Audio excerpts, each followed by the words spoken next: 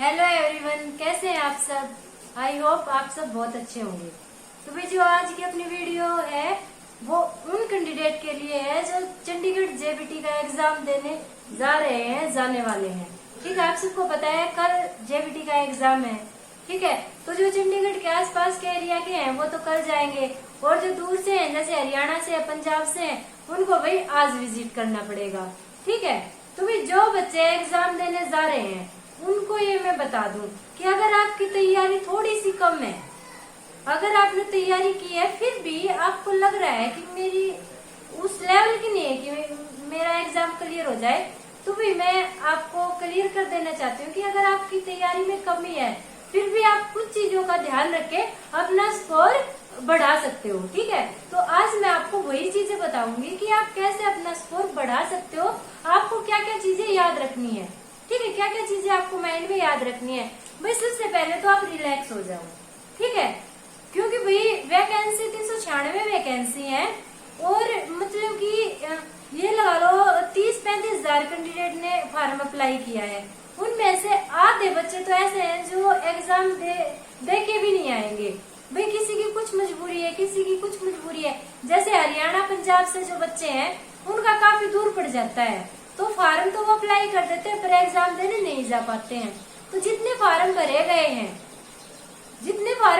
हैं उनमें से आधे बच्चे एग्जाम दे के आएंगे, आधे नहीं दे के आएंगे। तो एक तो कंपटीशन यहीं पे बहुत कम हो जाता है। अगर कंपटीशन कम है तो भाई नेचुरल सी बात है कि जो आपकी कट ऑफ है वो नीचे जाएगी। ठीक है, तो सबसे पहले भाई रिलैक्स हो जाओ, ज्यादा टेंशन लेने की जरूरत है नहीं। तो आप देखो जो पॉइंट आपको ध्यान रखने हैं, ठीक है, जो पॉइंट आपको ध्यान रखने हैं मैं आपको वो बताती हूँ। सबसे पहले तो आप सबको पता ही होगा कि जो ये चंडीगढ़ जेबीटी का एग्जाम होने वाला है इसमें 3 लैंग्वेज है। ठीक है, 3 लैंग्वेज है, जैसे हिंदी हो गया, इंग्लिश हो गया और पंजाबी हो गया। ठीक है, तो जो हरियाणा के कैंडिडेट है उनकी सबसे बड़ी प्रॉब्लम क्या है कि उनको भाई पंजाबी नहीं आती। ठीक है, उनको पंजाबी नहीं आती। तो अगर आप एग्जाम देने जा रहे हो तो भाई या तो आपने थोड़ी बहुत पंजाबी सीखी होगी। 2 तरह के कैंडिडेट हो सकते हैं, या तो भाई जिसने थोड़ी बहुत पंजाबी सीखी है, या वो जिसने पंजाबी का पै भी नहीं सीखा है। ठीक है, और तीसरे वो है भाई जिनको पंजाबी आती है, उनके लिए कोई दिक्कत है ही नहीं, क्योंकि सिर्फ 10 नंबर की ये लैंग्वेज आएगी।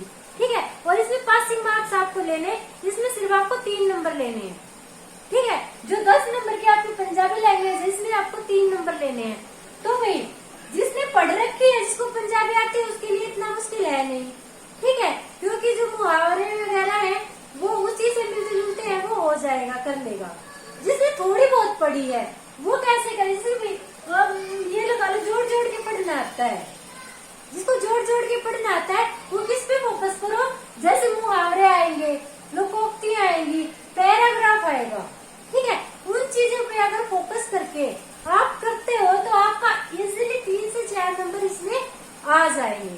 ठीक है, अब आते हैं वो बच्चे जिनको पंजाबी का पै भी नहीं आता, जिन्होंने पंजाबी लैंग्वेज बिल्कुल भी नहीं पढ़ी, फिर भी आप एग्जाम देने अगर जा रहे हो तो आपको क्या करना है, 10 नंबर की आएगी। ठीक है, तो 10 क्वेश्चन में आपको सेम ऑप्शन लगाना है। मान लो अगर ए लगा रहे हो तो आपको ए ही लगाना है।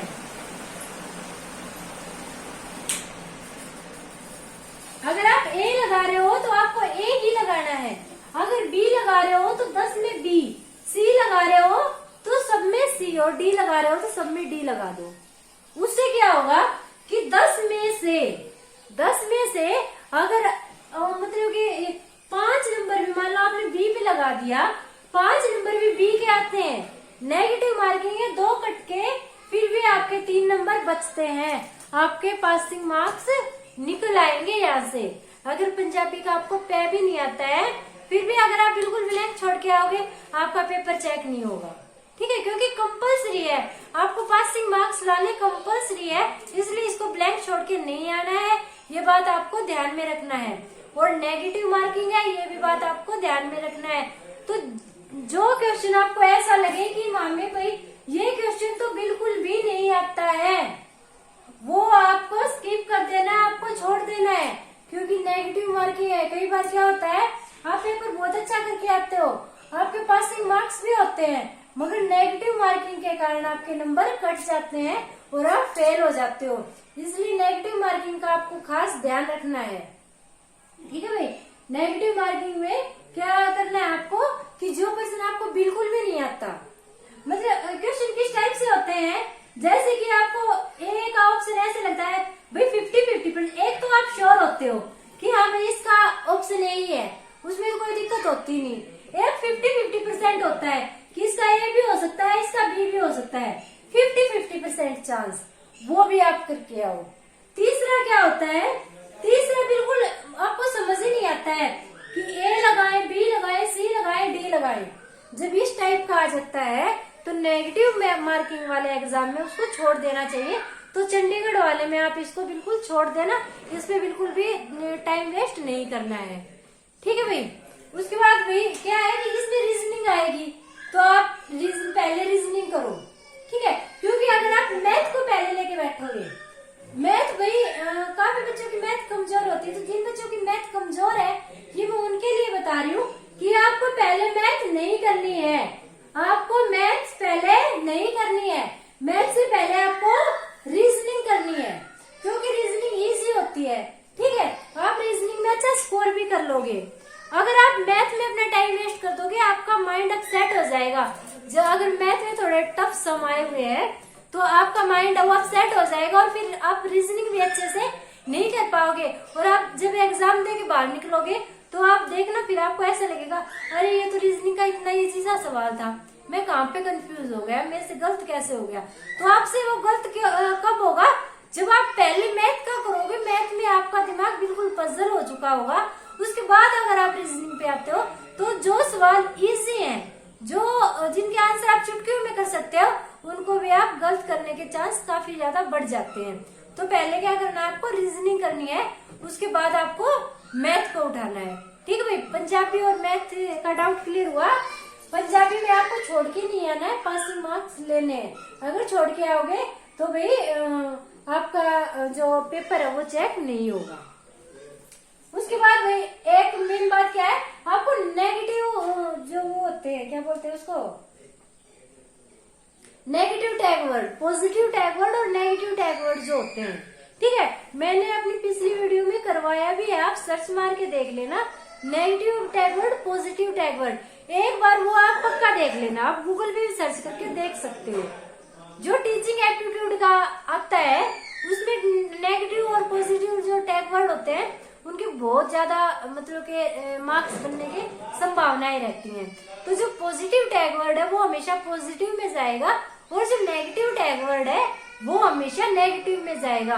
तो आपको क्वेश्चन को पढ़ के और फिर उसका आंसर लगाना है। और टीचिंग एप्टीट्यूड करते समय आपको मतलब खुद को एक टीचर की तरह नहीं बल्कि एक बच्चे की तरह समझ के अपने क्वेश्चन को सोल्व करना है, क्योंकि एग्जामिनर क्या कर रहा है, सिचुएशन बेस्ड क्वेश्चन दे रहा है। तो जहाँ पर भी सिचुएशन बेस्ड क्वेश्चन अगर आता है तो आप ये मत सोचो कि आप एक टीचर हो तो आप कैसे सोल्व करोगे उस सिचुएशन को। आप ये सोचो कि आप एक बच्चे हो, आपने वो सिचुएशन क्रिएट की है, तो आप क्या सोचोगे कि आपको मतलब इसके लिए दंड मिलना चाहिए या कोई प्यार से समझा दे, मतलब क्या सिचुएशन हो आपके साथ, क्या किया जाए। जब आप खुद में सोचोगे तो आपका आंसर बिल्कुल भी गलत नहीं होगा। तो टीचिंग एप्टीट्यूड के बारे में आपको ये बातें बिल्कुल गांठ बांध लेनी है कि जहाँ पर भी सिचुएशन बेस्ड क्वेश्चन आता है वहाँ पे आपको एज ए टीचर नहीं सोचना है, बल्कि एज ए स्टूडेंट आपको चीजों को सोचना है, तो आपके परसेंटेज बढ़ने के चांसेस ज्यादा है।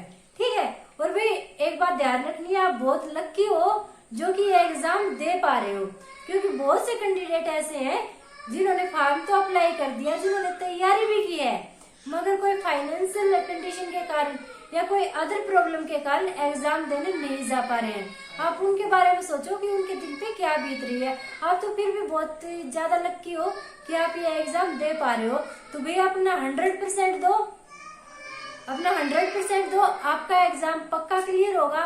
ठीक है, अगर आप अच्छे से एग्जाम करके आते हो, मन से करते हो और शांत स्वभाव से करते हो बगैर कोई टेंशन लिए, तो भैया आपका एग्जाम पक्का क्लियर होगा। और मेरी दुआएं आपके साथ है, आपका एग्जाम क्लियर हो। थैंक यू वेरी मच भाई वीडियो को देखने के लिए। और अगर अच्छी लगे तो लाइक कर देना और वीडियो को शेयर कर देना, चैनल को सब्सक्राइब कर देना। थैंक यू भाई। और अगेन भाई बहुत सारी शुभकामनाएं जितने भी चंडीगढ़ जेबीटी का एग्जाम देने जाने वाले स्टूडेंट है उन सभी को शिवा लर्निंग पॉइंट की तरफ से बहुत सारी शुभकामनाएं। धन्यवाद।